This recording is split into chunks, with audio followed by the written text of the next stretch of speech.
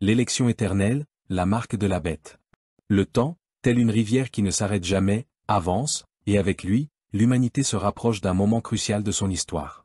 Un événement si impactant qu'il décidera du destin éternel de millions de personnes, le choix d'accepter ou de rejeter la marque de la bête. Ce n'est pas un simple chapitre de notre existence, mais un tournant qui transcende ce que nous pouvons imaginer, affectant à la fois notre présent et notre éternité. Le scénario de l'Apocalypse. Les paroles de l'Apocalypse nous avertissent d'un moment qui approche à grands pas, une marque sera imposée à toute l'humanité, sans distinction. Petits et grands, riches et pauvres, libres et esclaves, tous devront décider. Apocalypse 13h16 nous révèle que cette marque sera placée sur la main droite ou sur le front de chaque personne. Cette marque n'est pas seulement un symbole physique, mais une déclaration de fidélité spirituelle, un signe qu'une personne a choisi de suivre le système de l'Antichrist plutôt que de rester fidèle à Dieu. Le nombre 666 est révélé comme le nombre de la bête, et sa signification profonde résonne au cœur des Écritures. Dans la culture hébraïque, les nombres ont des significations puissantes. Le nombre 6, répété 3 fois, symbolise l'imperfection maximale, une tentative humaine d'égaler la perfection divine représentée par le chiffre 7. Ce nombre, donc, n'est pas aléatoire, mais une représentation de l'échec humain à atteindre la perfection et la sainteté de Dieu. L'apôtre Jean nous exhorte à réfléchir à cela, que celui qui a de l'intelligence calcule le nombre de la bête, car c'est un nombre d'hommes. Apocalypse 13h18. De nombreuses théories ont émergé au fil des siècles, essayant d'identifier qui ou ce que ce nombre représente. Des empereurs romains, comme Néron, jusqu'à des figures contemporaines, beaucoup ont été désignés. Cependant, l'important n'est pas d'identifier un individu, mais de comprendre le système qu'il représente. Un système qui se prépare à émerger, un système de contrôle total sur les individus. La prophétie de Daniel. Cette idée n'est pas nouvelle. Le prophète Daniel avait déjà anticipé un pouvoir qui changerait les temps et la loi. Daniel 7h25. Il parlait d'un pouvoir mondial, une force qui dominerait les peuples et les nations, une force qui, à son tour, tenterait d'usurper l'autorité de Dieu. Apocalypse 13 et Daniel 7 s'entrelacent, nous révélant une bataille qui n'est pas seulement politique ou économique, mais spirituelle. Tout comme Dieu scelle son peuple, comme nous le voyons dans Apocalypse 7h3, l'ennemi tente d'imiter cette marque divine avec sa propre version, la marque de la bête. Un conflit de fidélité qui remonte au jardin d'Éden, où le serpent a défié la parole de Dieu en disant « Dieu a-t-il vraiment dit ?» Genèse 3h1. Le sens de la marque, fidélité spirituelle. La marque de la bête va au-delà d'un simple symbole visible. Elle est une déclaration de fidélité spirituelle. Tout comme le peuple de Dieu est scellé par le Saint-Esprit, ceux qui acceptent la marque de l'Antichrist s'engagent dans le système mondial qui représente la rébellion contre Dieu. Dieu lui-même avait déjà donné des instructions sur la manière dont nous devons vivre sa parole. Dans Deutéronome 6h8, il ordonne que sa loi soit comme un signe sur ton front, ce qui est une référence claire au front et à la main, les mêmes parties du corps mentionnées pour la marque de la bête. À mesure que les derniers jours approchent, nous voyons une augmentation des technologies qui permettent un contrôle mondial sur la vie des gens. Aujourd'hui, nous avons déjà des systèmes qui surveillent nos achats, nos interactions financières, et même nos déplacements dans le monde. Ce qui semblait impossible il y a quelques siècles devient de plus en plus une réalité. Cependant, l'Apocalypse nous avertit, la véritable bataille n'est pas technologique. Elle est spirituelle. L'épreuve de la foi, rejeter la marque. Dans Apocalypse 14h12, nous trouvons un verset puissant qui nous prépare à la grande épreuve de foi. C'est ici la persévérance des saints, qui gardent les commandements de Dieu et la foi en Jésus. Le même dilemme a été présenté par le prophète Élie au peuple d'Israël, lorsqu'il a demandé « Jusqu'à quand clocherez-vous des deux côtés ?» 1 Roi 18h21. La marque de la bête représente le choix final entre servir Dieu ou succomber au système mondial d'adoration. Maintenant, je vous pose la question, comment feriez-vous face à un tel défi? Êtes-vous spirituellement prêt à rejeter la marque, même face aux plus grandes difficultés? Votre réponse à cette question peut inspirer et renforcer d'autres dans leur cheminement de foi. Le contrôle économique mondial et la marque. La marque de la bête n'est pas seulement un symbole spirituel, mais est intrinsèquement liée à un contrôle économique mondial.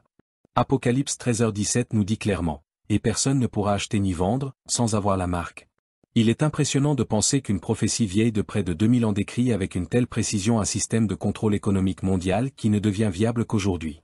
Nous sommes témoins de l'émergence d'une infrastructure capable de surveiller et de contrôler toutes les transactions commerciales sur la planète. Le prophète Daniel avait déjà prédit qu'au dernier temps, beaucoup courront çà et là, et la connaissance augmentera, Daniel 12h4. Nous vivons exactement ce moment prophétique.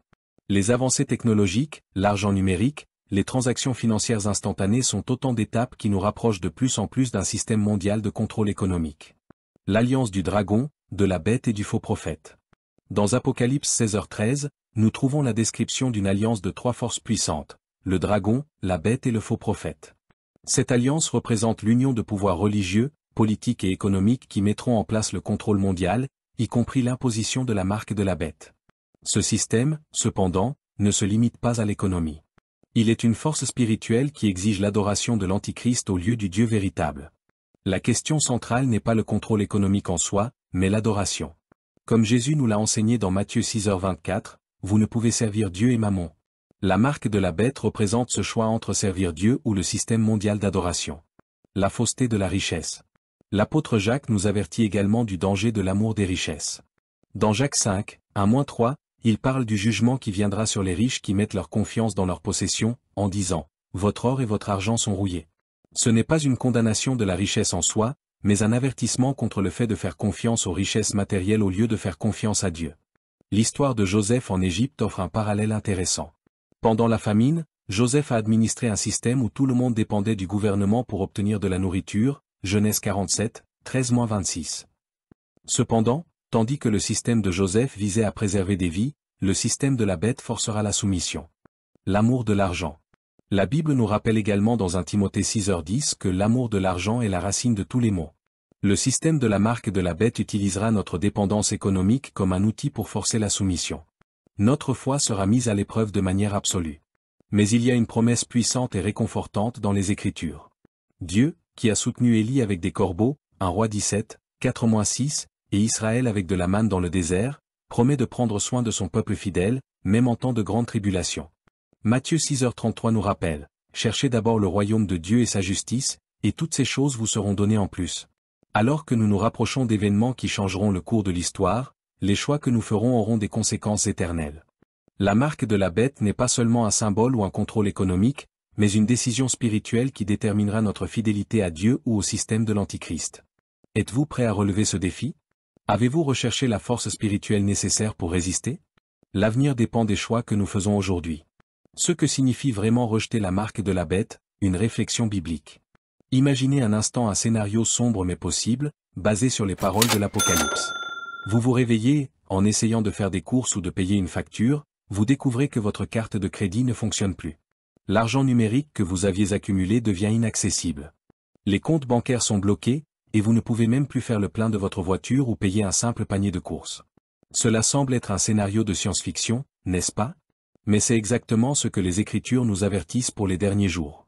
Ce que l'Apocalypse nous enseigne.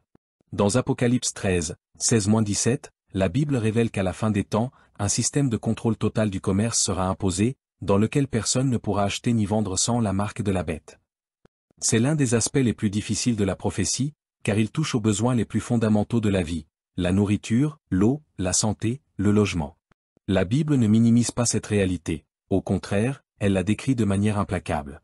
Il ne s'agit pas seulement d'une crise financière temporaire, mais d'une attaque directe contre les besoins humains essentiels. Résister à ce système, comme nous l'avons vu dans le cas de Daniel et de ses amis, exige du courage et une foi inébranlable. Dans Daniel 3, lorsque le roi Nebuchadnezzar exigea que tous s'agenouillent devant sa statue d'or, la décision de Shadrach, Meshach et Abednego de résister était une question de vie ou de mort. Ils savaient que désobéir à l'ordre du roi signifiait être jetés dans la fournaise ardente, mais ils refusèrent néanmoins de se prosterner devant l'idolâtrie. Leur foi fut mise à l'épreuve, mais elle ne fléchit pas. Ce qui distingue ce scénario des temps actuels, c'est que, dans le futur, les fidèles seront confrontés à un système global et non à un événement de courte durée. Contrairement aux premiers chrétiens, qui furent mis à l'épreuve de leur foi en refusant d'offrir de l'encens à l'empereur romain, la marque de la bête sera imposée de manière continue et à une échelle bien plus vaste, avec des répercussions immenses dans le monde entier. L'histoire de l'Église primitive, ce que nous pouvons apprendre. Au premier jour de l'Église chrétienne, de nombreux croyants souffrirent pour leur foi. Certains perdirent leurs entreprises et leurs biens. D'autres furent expulsés de leur maison et de leur communauté. Le livre des Hébreux, 11h36, nous rappelle comment ces chrétiens affrontèrent les moqueries, les spoliations, les chaînes et les prisons, et malgré tout, ils ne renièrent pas leur foi. Cependant, la Bible ne laisse pas les fidèles sans espoir. Philippiens 4h19 promet, « Et mon Dieu pourvoira à tous vos besoins selon sa richesse, avec gloire, en Jésus-Christ. » Ce n'est pas une promesse de luxe ou de confort, mais de provision pour ce qui est essentiel.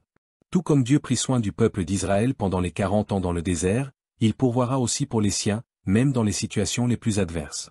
Le prophète Élie, par exemple, fut nourri par des corbeaux pendant une grande famine, 1 Roi 17h6. Le peuple d'Israël fut soutenu par une manne quotidienne pendant les années dans le désert, Exode 16. Et la veuve de Sarepta vit sa farine et son huile se multiplier durant une grande famine, 1 Roi 17, 8-16. Ces exemples montrent que, même en temps de grandes difficultés, Dieu est fidèle pour subvenir aux besoins de ceux qui lui font confiance. Rejeter la marque, implication sociale. Rejeter la marque de la bête aura également des conséquences sociales profondes. Jésus a averti, « Vous serez haïs de tous à cause de mon nom » Matthieu 10h22. Dans un monde où la pression pour se conformer sera écrasante, des amis pourront devenir des délateurs, et des membres de la famille pourront se retourner les uns contre les autres. L'unité et le soutien mutuel entre les fidèles seront mis à l'épreuve comme jamais auparavant. Dans les temps anciens, l'Église primitive vivait d'un seul cœur et d'une seule âme, comme il est écrit dans Actes 4h32. La multitude de ceux qui avaient cru n'était qu'un cœur et qu'une âme, et nul ne disait que ses biens lui appartenaient en propre, mais tout était commun entre eux. Cet esprit de fraternité et de solidarité se manifestera de nouveau dans les derniers jours, lorsque l'unité de l'Église sera vitale pour la survie des fidèles. L'Apocalypse nous montre que les circonstances difficiles ne créent pas le caractère, mais le révèlent. Apocalypse 22h11 dit, « Que celui qui est injuste soit encore injuste, que celui qui est souillé se souille encore, et que celui qui est juste pratique encore la justice, et que celui qui est saint se sanctifie encore. » En d'autres termes, les difficultés ne modèlent pas qui nous sommes, elles ne font que montrer notre vraie nature. La préparation spirituelle et pratique. Rejeter la marque de la bête exigera une préparation spirituelle et pratique. Jésus nous a avertis de prier et de nous préparer pour que notre fuite ne se produise pas en hiver ni un jour de sabbat, Matthieu 24h20. Nous ne pouvons pas attendre que le moment de la crise arrive pour commencer à nous préparer. Le moment est maintenant. Paul nous rappelle dans Éphésiens 6h12 que notre lutte n'est pas contre la chair et le sang, mais contre les principautés, contre les autorités, contre les puissances des ténèbres de ce monde, contre les esprits méchants dans les lieux célestes. Le combat sera donc à la fois spirituel et émotionnel. La véritable bataille se jouera sur le terrain mental et spirituel, où la fidélité de chaque croyant sera mise à l'épreuve. La persécution et la marginalisation sociale. Avant que le grand moment de persécution n'arrive, nous commencerons déjà à voir des signes. Jésus l'a prédit lorsqu'il a dit, « Mais avant tout cela, on mettra la main sur vous et l'on vous persécutera, vous livrant aux synagogues et aux prisons, et vous serez conduits devant des rois et des gouverneurs à cause de mon nom. » Luc 21h12. La persécution ne viendra pas soudainement, mais sera progressive, commençant par des regards désapprobateurs, passant par des commentaires voilés, jusqu'à devenir une exclusion ouverte. Dans Apocalypse 13h17, nous voyons que personne ne pourra acheter ni vendre, s'il n'a pas la marque. Cela montre clairement que l'exclusion économique sera un outil puissant de coercition. Dans les familles, les conflits seront encore plus intenses. Jésus a prophétisé, le frère livrera son frère à la mort, et le père son enfant, les enfants se lèveront contre leurs parents et les feront mourir, Marc 13h12. La division sera si grande que les liens familiaux les plus profonds seront brisés. Le rôle des médias et des réseaux sociaux. Dans la société moderne, les médias et les réseaux sociaux deviendront des instruments puissants de persécution. Jean, dans Apocalypse 13h12, décrit une scène où la bête fait que la terre et ses habitants adorent. La pression pour se conformer sera immense, et ceux qui refuseront de suivre l'agenda du système seront traités comme des ennemis du progrès. Les plateformes numériques seront utilisées pour diffuser de la désinformation et inciter à la persécution. La discrimination s'étendra également aux services essentiels, comme la santé et l'éducation. Ceux qui refuseront de recevoir la marque pourront être privés d'accès à ces services, rendant leur vie encore plus difficile. Tout comme les 3 amis de Daniel, qui ont tout perdu sauf leur foi et leur intégrité, les chrétiens de l'avenir devront rester fermes face à d'immenses adversités. Faux amis et solutions temporaires. Au milieu de tout cela, des faux amis surgiront pour tenter de convaincre les fidèles de compromettre leur intégrité. Comme Job, qui a affronté des consolateurs importuns essayant de l'inciter à abandonner sa foi, les chrétiens pourraient être tentés de céder. Cependant, tout comme Dieu a préservé les 7000 qui ne se sont pas prosternés devant Baal, il y aura ceux qui resteront fidèles, quel qu'en soit le prix, 1 Roi 19h18. La promesse finale de la victoire. Enfin, bien que la persécution soit intense, elle a une limite. Dieu, dans sa souveraineté, ne permettra pas que les siens souffrent au-delà de ce qu'ils peuvent supporter. Apocalypse 2h10 nous rappelle, « Sois fidèle jusqu'à la mort, et je te donnerai la couronne de vie. » La victoire finale est garantie pour ceux qui resteront fidèles. La fidélité, comme nous l'avons vu dans l'histoire de Daniel, n'est pas seulement une question de survivre à la persécution, mais de garder la foi, même lorsque tout autour de nous nous pousse à céder. La fidélité dans les derniers jours est une véritable épreuve, un test de caractère.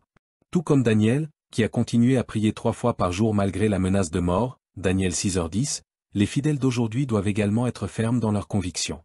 Et lorsque la pression pour se conformer sera intense, cette conviction profonde soutiendra les croyants jusqu'à la fin. L'inébranlable fidélité de Dieu. La promesse immuable de l'amour divin. L'une des promesses les plus puissantes de la Bible se trouve dans Romains 8, 38-39, où Paul assure, « Ni la mort ni la vie, ni les anges ni les dominations, ni le présent ni l'avenir, ni les puissances, ni la hauteur ni la profondeur, ni aucune autre créature ne pourra nous séparer de l'amour de Dieu manifesté en Jésus-Christ notre Seigneur. » Cette affirmation résonne comme une certitude inébranlable qui transcende toute logique humaine. C'est un amour qui reste ferme en toutes circonstances, peu importe l'intensité des épreuves ou des défis rencontrés. L'exemple de Joseph, fidélité dans l'adversité. L'histoire de Joseph, narrée dans la Genèse, témoigne de la manière dont la fidélité à Dieu peut être préservée, même dans les situations les plus sombres. Joseph, un jeune homme trahi par ses frères et vendu comme esclave, a tout perdu, sa famille, sa liberté et sa réputation.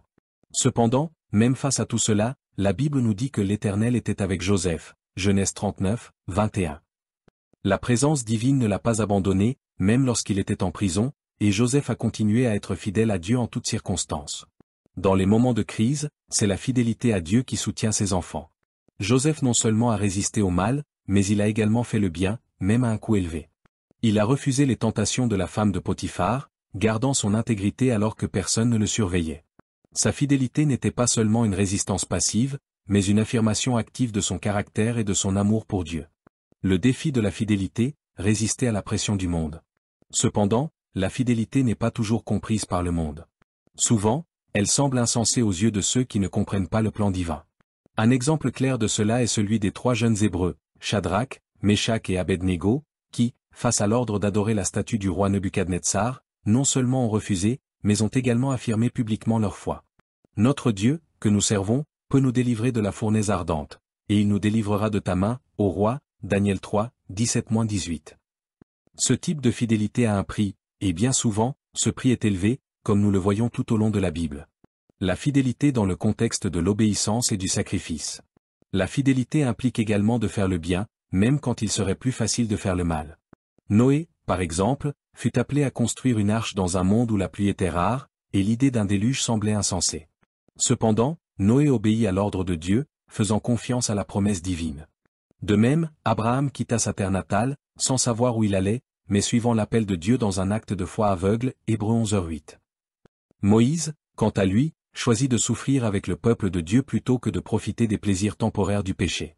Il préféra être maltraité avec le peuple de Dieu plutôt que de jouir momentanément du péché, Hébreux 11h25.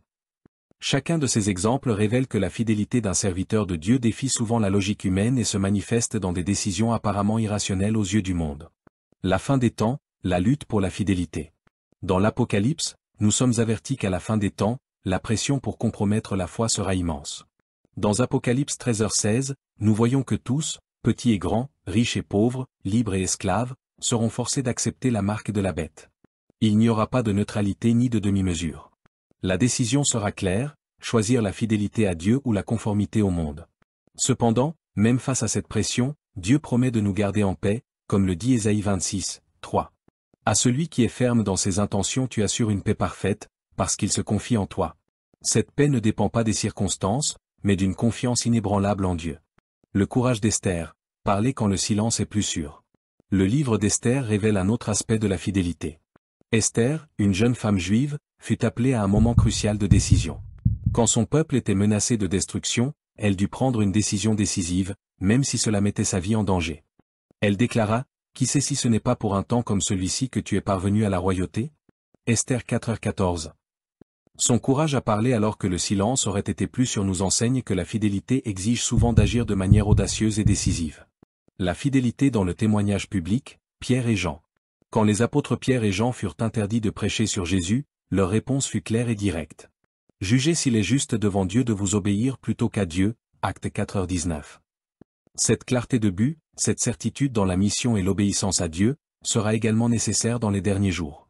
En période de persécution, la fidélité au témoignage public sera l'une des plus grandes épreuves de foi. Le caractère forgé dans les décisions quotidiennes. La fidélité n'est pas seulement une question de résister au mal dans les moments de grande pression. Elle se forge dans les petites décisions quotidiennes, dans les moments où personne ne regarde.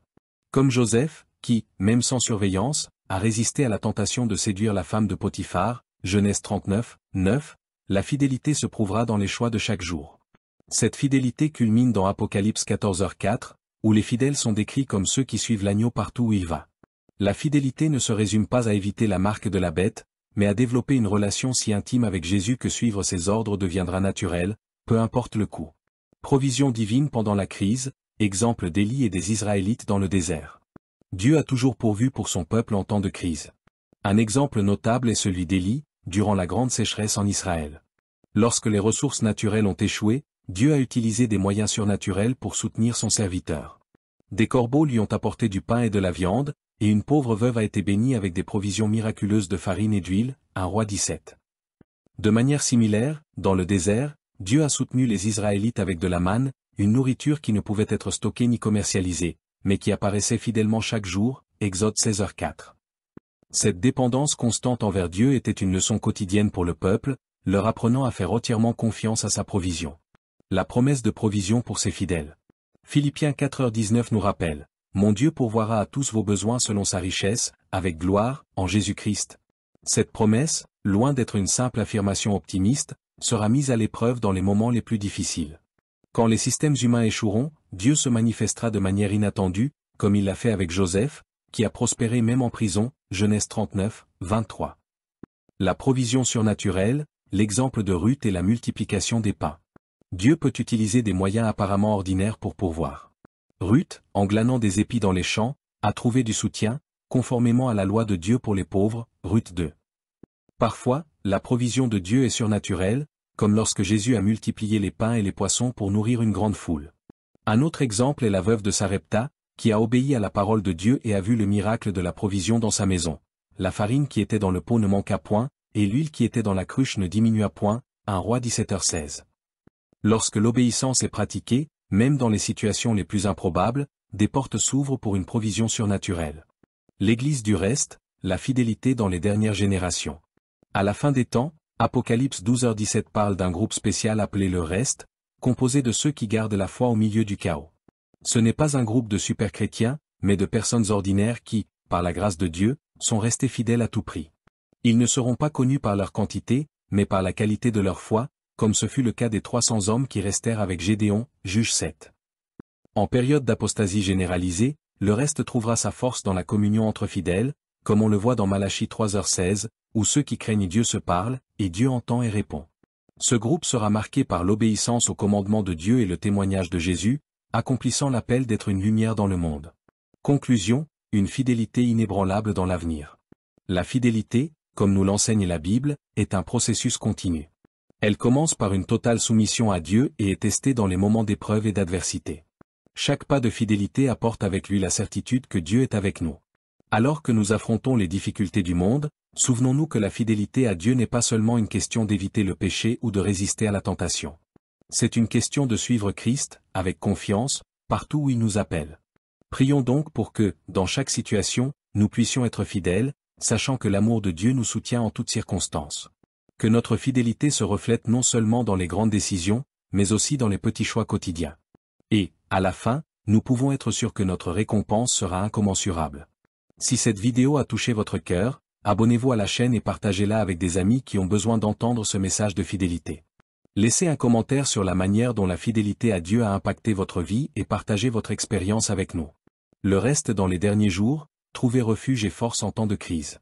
Dans les derniers temps, comme la Bible le décrit, un groupe spécial de fidèles sera appelé à rester fidèle à Dieu, quelles que soient les difficultés ou les persécutions. Ils sont connus comme le reste, un peuple identifié par sa fidélité inébranlable à Dieu, même au milieu de la grande tribulation. Ce groupe vivra l'expérience d'être soutenu par la puissance surnaturelle de Dieu, comme on le voit dans 1 Roi 17h18, où le reste, en temps de grande pénurie, découvrira du soutien et de l'unité avec ses frères dans la foi, souvent dans les lieux les plus improbables. L'expérience de l'effusion du Saint-Esprit. Ce peuple vivra de manière spéciale l'effusion du Saint-Esprit, comme ce fut le cas le jour de la Pentecôte, où les disciples furent équipés pour témoigner puissamment, même en période d'adversité, Actes 2h17. Cette effusion sera un élément crucial pour que le reste soit renforcé et accomplisse sa mission, qui sera un témoignage vibrant de foi, d'espérance et de persévérance en temps de crise. Dans les derniers jours, la promesse de Joël 2h28 s'accomplira. Et il arrivera dans les derniers jours, dit Dieu, que je répandrai de mon esprit sur toute chair. Cette effusion ne concernera pas seulement les grandes congrégations, mais aussi les petits groupes dispersés, les rares fidèles qui, comme une flamme dans l'obscurité, garderont la foi vivante dans le cœur de l'humanité, même lorsque la persécution sera forte et que le monde tentera de les éteindre. Refuge et provision divine, le désert est la femme de l'Apocalypse. Comme la femme d'Apocalypse 12h6 qui s'enfuit dans le désert, où Dieu avait préparé un lieu pour elle, le reste trouvera, de manière surnaturelle, refuge et provision divine, même au milieu de la persécution. La femme représente l'Église fidèle qui, lorsqu'elle est persécutée, trouvera un lieu préparé par Dieu, un lieu où sa protection et ses soins seront présents de manière visible. Le désert, lieu de pénurie et d'épreuve, sera aussi l'endroit où Dieu montrera sa fidélité de la manière la plus intense. Ce sera un chemin difficile, rempli de défis, mais le reste aura la certitude de la présence constante et de la protection de Dieu à chaque instant. L'exemple de Daniel et de ses amis à Babylone. Le reste des derniers jours sera comme Daniel et ses amis à Babylone, vivant dans un monde qui suit des normes complètement opposées à celles de Dieu, mais sans se conformer à ces normes. Comme nous le lisons dans Daniel 3, Shadrach, Meshach et Abednego ont refusé d'adorer la statue du roi, restant fidèles aux principes de Dieu, même au péril de leur vie. Ils ont brillé comme une lumière au milieu des ténèbres, et leur fidélité a été une puissante démonstration de courage et de foi. Ésaïe 4h3 prophétise sur ce groupe de fidèles, disant, « Et ceux qui resteront à Sion seront appelés saints. Non parce qu'ils sont parfaits, mais parce qu'ils permettent à Dieu d'accomplir son œuvre de transformation dans leur vie. » La sainteté se manifestera non seulement dans leur séparation du péché, mais aussi dans leur obéissance fidèle au commandement de Dieu, même face à la pression culturelle et morale. Stratégie de survie spirituelle. En temps de crise, la survie spirituelle ne dépendra pas de techniques ou de méthodes humaines, mais d'une connexion profonde et constante avec Dieu. Daniel, même sous la menace de mort, a maintenu sa routine de prière 3 fois par jour, Daniel 6h10, ce qui nous enseigne l'importance d'établir des habitudes spirituelles inébranlables dès maintenant. La véritable préparation pour les temps difficiles commence aujourd'hui, pas lorsque la crise est déjà installée. La préparation de Joseph pour la crise. L'histoire de Joseph en Égypte est un exemple clair de préparation spirituelle. Pendant les 7 années d'abondance, il s'est préparé pour les 7 années de famine à venir, Genèse 41. De la même manière, c'est maintenant le moment de renforcer notre foi, de plonger dans la parole de Dieu et d'établir nos routines spirituelles. Quand la crise arrivera, notre foi sera notre plus grande forteresse. Mémorisation des Écritures, la source de force et de direction. L'une des stratégies les plus puissantes pour survivre spirituellement dans les derniers jours est de mémoriser les Écritures. Psaume 119, 11 dit, « J'ai caché ta parole dans mon cœur, afin de ne pas pécher contre toi. » Quand l'accès à la Bible sera restreint ou même impossible, les paroles gardées dans le cœur deviendront notre source de force et de direction. Comme Jésus l'a fait lors de sa tentation dans le désert, nous répondrons aux attaques de Satan avec la simple mais puissante parole de Dieu, Matthieu 4, 4,7,10. Ce ne seront pas des arguments complexes, mais l'autorité divine des Écritures qui nous permettra de résister. La prière continue, maintenir le dialogue avec Dieu. La prière doit devenir une pratique constante, aussi naturelle que respirer. 1 Thessaloniciens 5h17 nous conseille de prier sans cesse. Il ne s'agit pas seulement de moments formels de prière, mais d'un dialogue constant avec Dieu tout au long de la journée, cherchant sa direction, sa force et sa protection en toutes circonstances. Cette relation continue avec le Seigneur sera notre plus grande source de soutien en temps de crise. La foi éprouvée, le processus de persévérance. Dans Jacques 1h3, nous sommes rappelés que l'épreuve de votre foi produit la persévérance. Une foi qui n'est pas éprouvée ne peut être considérée comme authentique. Ainsi, les défis que nous affrontons aujourd'hui nous préparent pour des temps de plus grande tribulation. Plus nous permettons à Dieu de nous façonner et de nous affiner, plus notre foi sera robuste et capable de résister à n'importe quelle tempête. La préparation pour les derniers jours. Le reste des derniers jours sera composé de ceux qui, comme Daniel et ses amis, resteront fidèles à Dieu, même si le prix à payer est élevé. Ils seront fortifiés par le Saint-Esprit et trouveront refuge, soutien et force divine au milieu de la persécution et de la tribulation. Leur survie spirituelle ne sera pas garantie par des techniques humaines, mais par une connexion intime avec Dieu, ancrée dans la prière, la parole et une foi éprouvée et affinée. Le chemin sera ardu, mais la promesse de Dieu est claire, il sera avec son peuple, les guidant, les protégeant et les soutenant jusqu'à la fin. Si vous souhaitez faire partie de ce reste fidèle, qui restera ferme jusqu'à la fin, abonnez-vous à la chaîne et partagez cette vidéo avec d'autres qui ont besoin d'entendre parler de la fidélité et de la protection de Dieu.